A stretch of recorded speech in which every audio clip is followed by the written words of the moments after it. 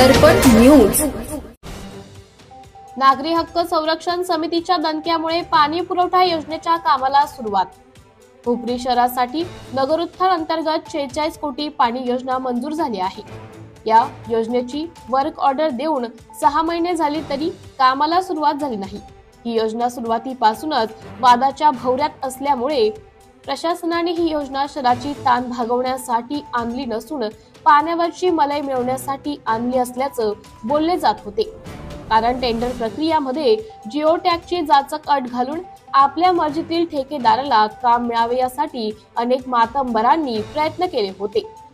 नगरपालिकेच्या इतिहासामध्ये कुठलेही टेंडर अभाव रकमेने भरले गेले नाही, पण या टेंडर प्रक्रियामध्ये ज्या 3 कंपनीने भाग घेतला होता या 3ही कंपन्यांनी टेंडर रकमेपेक्षा 15%, 12% व 8% असे अभाव म्हणजे वाढीव रकमेने भरलेली आढळून आले आहेत।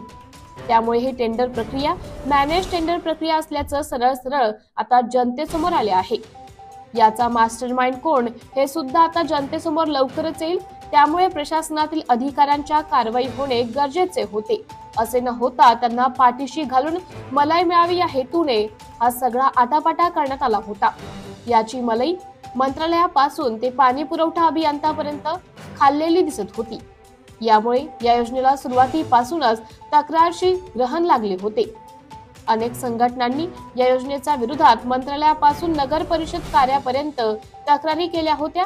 वास्तविक टेंडर प्रक्रिया रद्द करून रिटेंडर करून योजना पुढे चालवणे गरजेचे असताना प्रशासनाने हुकुमशाही पद्धतीने दाबून रेटून घाई गडबडीने ऑफलाईन वर्क ऑर्डर दिली, त्यानंतर ऑनलाईन केली। हे कुणाच्या सांगण्यावरून सर्व नियम धाब्यावर बसून कमिशनचे पैसे मिळवण्याच्या हेतूने आधी ऑफलाईन वर्क ऑर्डर देण्यात आली, नंतर ऑनलाईन करण्यात आली। हे सगळे नगर परिषदेमध्ये चालत असताना मुख्य अधिकारी मात्र मुंग घेऊन गप्प का असा प्रश्न सर्वसामान्यांना पडला होता।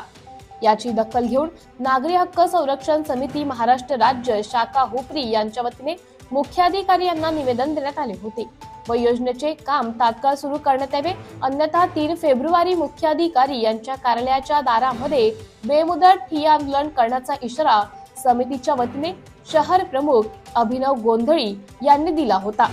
याची प्रशासनाने गंभीर दखल घेऊन ठेकेदार काम चालू करण्यासाठी नोटीस बजावली होती। ठेकेदारांनी याचा गंभीर दखल घेऊन शनिवारी मशिनरी आणून गंगानगर येथील पाण्याच्या टाकीच्या ठिकाणी स्वच्छता करून कामाला सोमवारपासून सुरुवात केली आहे, असे पत्र मुख्याधिकारी यांनी समितीस दिल्यामुळे समितीच्या वतीने पुकारण्यात आलेल्या आंदोलन स्थगित करण्यात आले आहे। तसेच अभिनव गोंधळी व सचिव सूर्यकांत रावण यांनी ठेकेदार मुख्याधिकारी यांच्याशी सविस्तर चर्चा केली व वर्क ऑर्डर प्रमाणे काम करावी, तसेच सदर योजनेचे काम 18 महिन्यात पूर्ण करावे, अन्यथा उग्र आंदोलन करण्याचा इशारा समितीच्या वतीने देण्यात आला आहे। यावेळी समितीचे शहर प्रमुख अभिनव गोंधळी, समितीचे उपशहर प्रमुख सुहास माने, समितीचे सचिव सूर्यकांत रावण, समितीचे सदस्य राजेंद्र उगळे, संदीप भंडारे, गणेश वाईगडे, दादासाहेब कामते, बबलू धुमाळे, बाबासाहेब शेटके, राहुल हजारे, सुदर्शन पोद्दार, सचिन पाटील, अरुण गवळी, संतोष परीट, राजेंद्र परीट आदी समितीचे सदस्य व नागरिक मोठ्या संख्येने उपस्थित होते। भ्रष्टाचार संबंधी काही माहिती असल्यास अगर लाच मागणाऱ्या लोकसेवकाबद्दल तक्रार असल्यास लाचलुचपत प्रतिबंधक विभागाशी संपर्क साधावा। श्री सरदार नाळे लाचलुचपत प्रतिबंधक विभाग कोल्हापूर, पोलीस उप अधीक्षक, संपर्क क्रमांक 96 73 50 65 55।